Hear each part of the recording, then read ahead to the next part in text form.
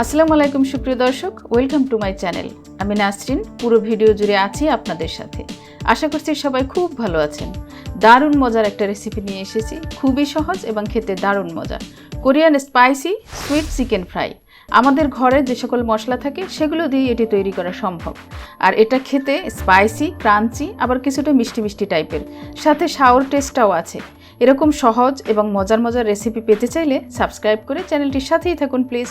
আর যারা already subscribe করেছেন তাদেরকে অসংখ্য ধন্যবাদ। চিকেন ফ্রাই করার জন্য চিকেন নিয়েছি 1 কেজি। চিকেনটাকে বড় বড় টুকরো করে কেটে নিয়েছি। রেগুলার সাইজ থেকে আরেকটু বড় করে কেটেছি, অর্থাৎ চিকেনটাকে আমি 14 টুকরো করে নিয়েছি। এবার দেখে নিচ্ছি কী কী মশলা লাগছে। Korean spicy sweet chicken fry করতে বেশি মশলার দরকার নেই। আমি এখানে লবণ দিয়ে দিচ্ছি স্বাদ মতো, আর লাল মরিচের গুঁড়া দিয়ে দিচ্ছি 2 টেবিল চামচ। ঝাল খেতে পছন্দ করলে আরও বেশি মরিচ ব্যবহার করতে পারেন, আর ঝাল খেতে যারা পছন্দ করেন না তারা আর একটু কমিয়ে দিতে পারেন। আদা রসুন বাটা দিয়ে দিচ্ছি 1 টেবিল চামচ করে, আর গোলমরিচের গুঁড়া দিয়ে দিচ্ছি হাফ চা চামচ। সরিষা বাটা দিয়ে দিচ্ছি 1 টেবিল চামচ পরিমাণ, এটা অবশ্যই ব্যবহার করতে হবে। আর সরিষা বাটার পরিবর্তে সরিষার গুঁড়াও ব্যবহার করা যায়। প্রাথমিক পর্যায়ে এই মশলাগুলো লাগছে, এগুলো আমাদের সবার ঘরেই থাকে। আর এটা যেহেতু স্পাইসি চিকেন ফ্রাই, তাই মরিচের পরিমাণটা একটু বেশি থাকবে।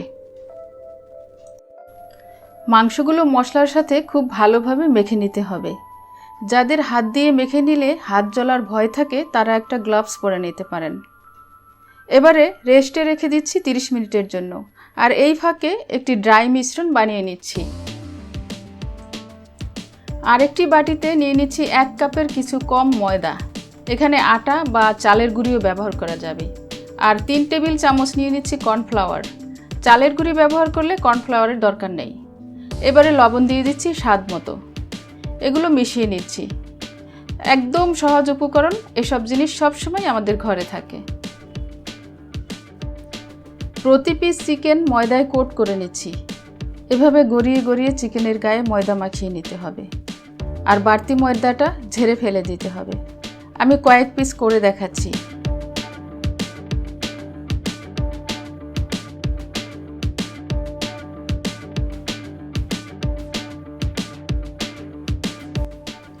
এভাবে আমি সবগুলো চিকেনের পিচে ময়দা মাখিয়ে নিলাম। কড়াইয়ে তেল গরম করে নিয়েছি। তেলটা খুব ভালোভাবে গরম করে নিতে হবে, নইলে ময়দার কোটিং আলগা হয়ে তেলের সাথে মিশে যাবে। তাই তেলটা পর্যাপ্ত গরম হতে হবে। চিকেনের পিসগুলো এক এক করে দিয়ে দিচ্ছি। ফাঁকা ফাঁকা করে চিকেনগুলো দিয়ে দিলাম, যাতে একটির গায়ে আরেকটি লেগে না যায়। চুলার আঁচ সামান্য কমিয়ে দিতে হবে, অর্থাৎ চুলার আঁচ মিডিয়াম করে দিলাম।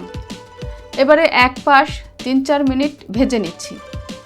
গরম তেলে দেওয়ার সাথে সাথে চিকেনগুলো উল্টানো যাবে না, তাহলে কোটিং খসে পড়তে পারে। এক পাশ ব্রাউন হয়ে এলে উল্টে দিতে হবে। আর এভাবে অন্য পাশও 2-3 মিনিট সময় নিয়ে ভেজে নিতে হবে। দেখুন চিকেনটা এভাবে ভেজে নিতে হবে। আর একবার চিকেন ভেজে নিতে সময় লাগতে পারে 6-7 মিনিট।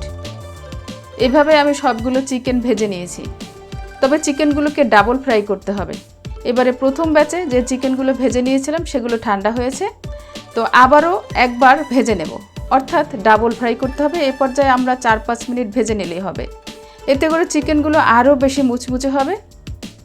দেখুন আরও বেশি ব্রাউন হয়েছে আর ক্রিস্পি হয়েছে। সবগুলো চিকেনই ডাবল ফ্রাই করে নিলাম।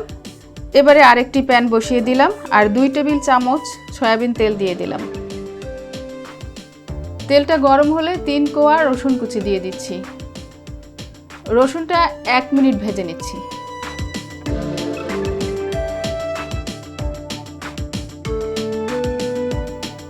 এবারে টমেটো সস দিয়ে দিচ্ছি 1/4 কাপ।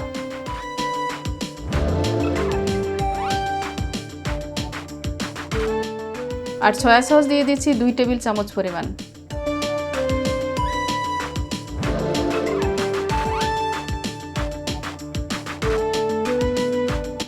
এবং মধু দিয়ে দিচ্ছি 2 চা চামচ। ঘরে মধু না থাকলে চিনিও ব্যবহার করা যায়। আর এই ধরনের সস তো আমাদের ঘরে সবসময় থাকে আশা করি। এবারে এই মিশ্রণটার মধ্যে চিকেনগুলো দিয়ে নেড়ে চিকেনের গায়ে মশলাটা লাগিয়ে দিয়ে নামিয়ে নিতে হবে। অফ ক্যামেরায় চিকেনগুলো কড়াইয়ে দিয়ে দিয়েছি। আর এই কাজটি তাড়াতাড়ি করতে হবে, নইলে কড়াইয়ে শক্ত হয়ে লেগে যেতে পারে সসের মিশ্রণটি। এই চিকেনটা খেতে দারুণ মজা। যেদিন বানাবেন বেশি করে বানাবেন, নয়তো দেখবেন ভাগেই কিন্তু পাবেন না। আমার কাছে এই চিকেন ফ্রাইটা দারুণ লেগেছে, তাই আপনাদের সাথে শেয়ার করলাম। রেসিপিটি ভালো লাগলে অবশ্যই একটি লাইক দিবেন এবং সাবস্ক্রাইব করে চ্যানেলের সাথেই থাকবেন। আজ এ পর্যন্তই। সুপ্রিয় দর্শক, ভালো খাবার খান, সুস্থ থাকুন। It good food, feel good. আজ এ পর্যন্তই। সবাই অনেক অনেক ভালো থাকবেন। আল্লাহ হাফেজ। আসসালামু আলাইকুম।